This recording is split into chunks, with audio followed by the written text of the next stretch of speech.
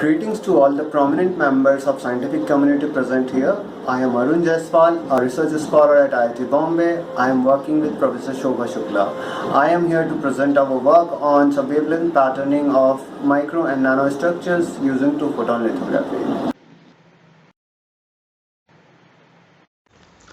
Before discussing how to pattern using two-photon lithography, I will give a brief overview of two-photon absorption and two-photon polymerization. Then we will move ahead with brief description of experimental setup and see how we control process parameters like scan speed and laser dose while fabricating structures. Further, we will see several fields of science where two-photon lithography can be applied. Light-matter interaction can be either linear or nonlinear depending on intensities of optical field. In a dielectric medium, dipoles are randomly oriented, but as soon as electric field is applied, dipoles tend to align themselves in direction of electric field. Strength of polarization is dependent on strength of applied electric field, and this is expressed as P is equal to epsilon 0 chi E, where epsilon 0 is the permittivity of free space and chi is the electrical susceptibility that defines the degree of polarization of dielectric material in response to a applied electric field. When a beam of light falls on a dielectric material, its electric field causes polarization, which depends on intensity of beam as electric field is proportional to square root of intensity. Higher the intensity of light, higher polarization is observed. Dielectric medium remains linear until intensity of light is low. But when intensity of light is high enough such that its electric field becomes comparable or greater to interatomic fields, then higher order susceptibilities are invoked. The deviation from linearity is observed and higher order of nonlinearity are expressed in terms of higher order susceptibilities, and polarization is expressed as P is equal to epsilon 0 chi 1 E plus epsilon 0 chi 2 E square plus epsilon 0 chi 3 E cube. Second term of equation represents second order nonlinearity. Similarly, third term presents third order nonlinearity. So to get nonlinear interactions, electric field of light must be comparable to interatomic field, that is of order of 100 of megavolts per meter. Such high intensities can be achieved by nanosecond or femtosecond pulse lasers only.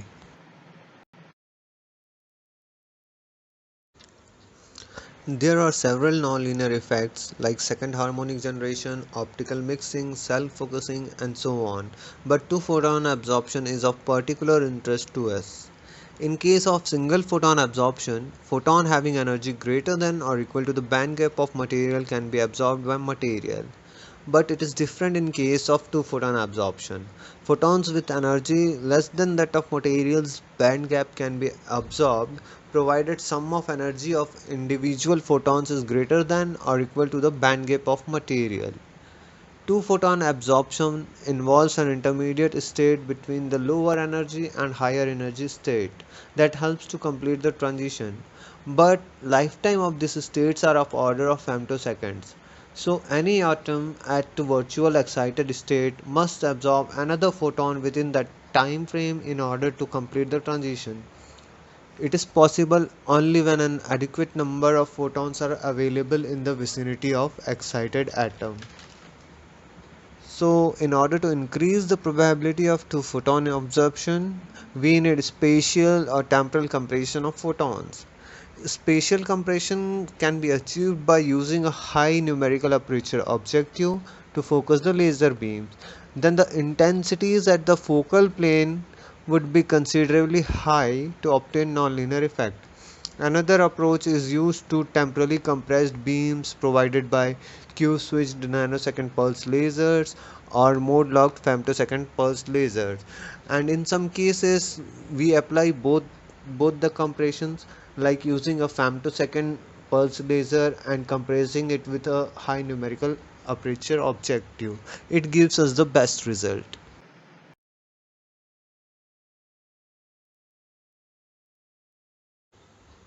Here we present comparison of traditional photopolymerization and two-photon polymerization.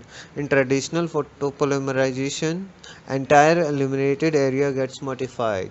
But in case of two-photon polymerization, modification is confined to focal volume, which is of order of femtoliters, so it provides a sub-micron resolution beyond a diffraction limit.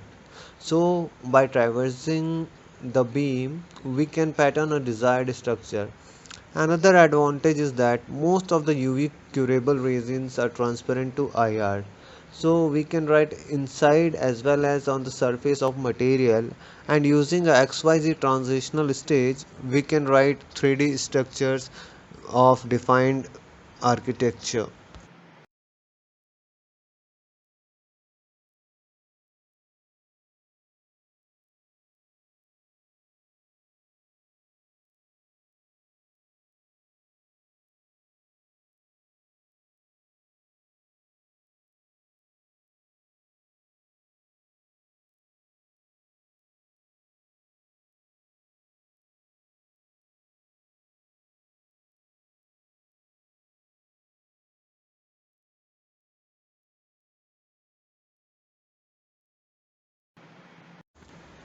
Satoshi Kawata and his co-workers were pioneers in this field.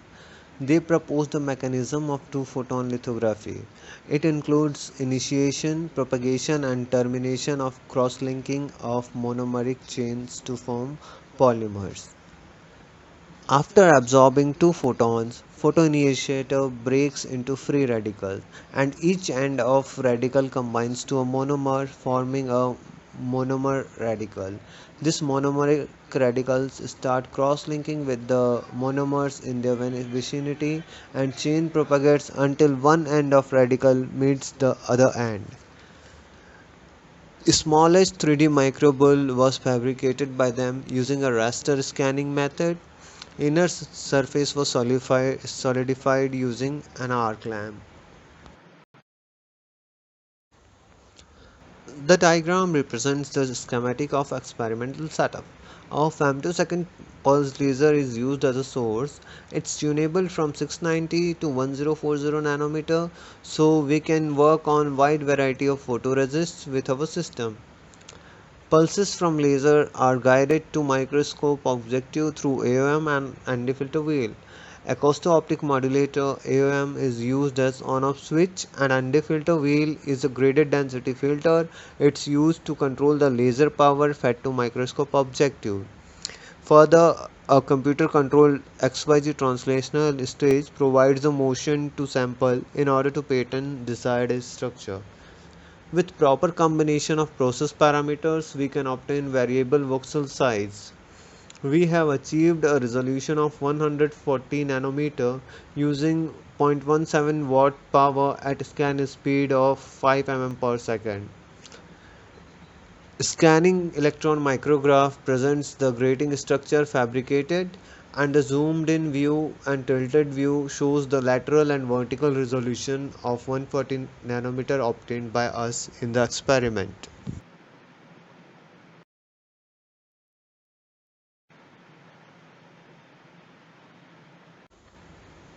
In a systematic study, the effects of laser power on feature size were investigated. It can be observed that initially there's an abrupt increase in line width when power is increased, but later variation is not much pronounced. This variation can be attributed to the Gaussian nature of laser beam. A small increase in power causes a significant increase in FWHM, that is full width at half maxima of beam at lower powers. But if power is sufficiently high, it can be noted that variation in FWHM is almost negligible with respect to power. So the same is obtained in the voxel size and line width. In previous slides, we have seen linear structures, but for every lithographic technique, writing of curved structure and complex structure is challenging. In running video, we can see the fabrication of our institute logo in 200 x 200 micron area. From the scanning electron micrograph, we can see the sturdiness of structures and zoomed view so a resolution of 200 nanometer is obtained. Furthermore, we have fabricated our national emblem, which is also a complex structure, and zoomed in view we can see that we have got a sturdy structure with a resolution of 200 nanometer again.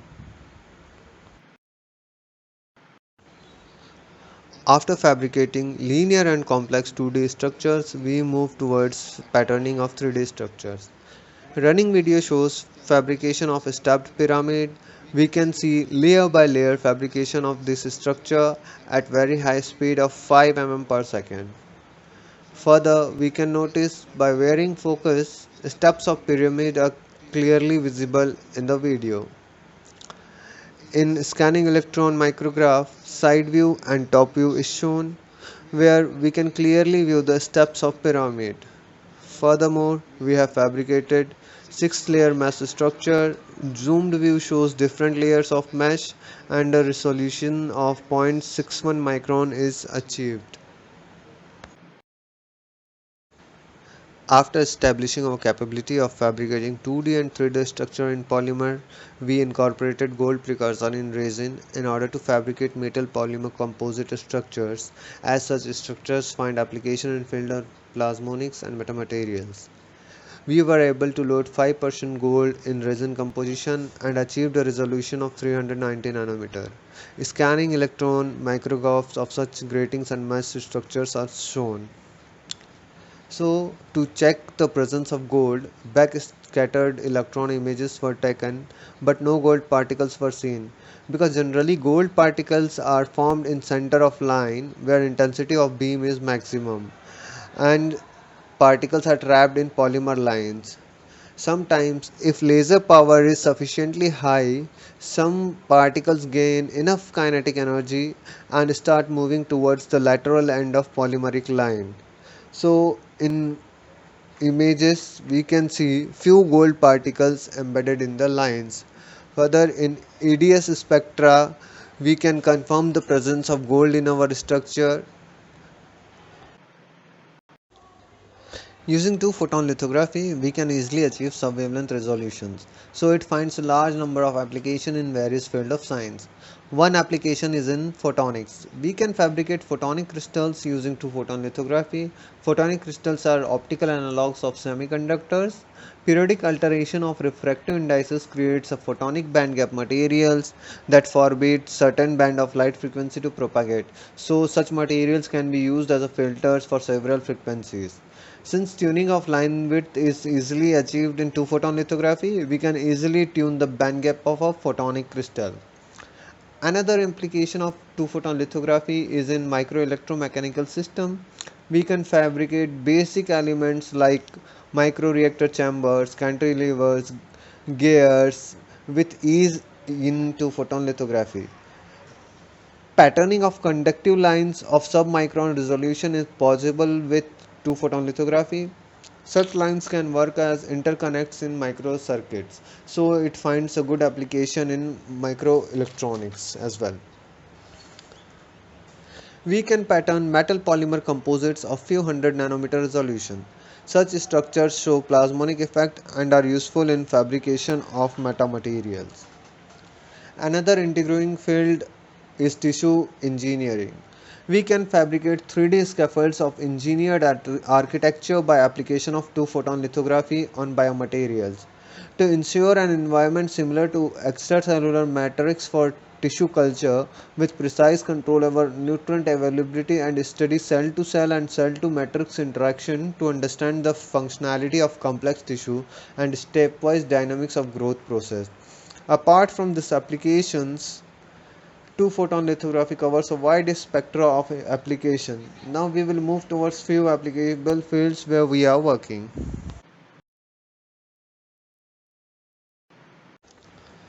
One application of two-photon lithography can be fabrication of gratings.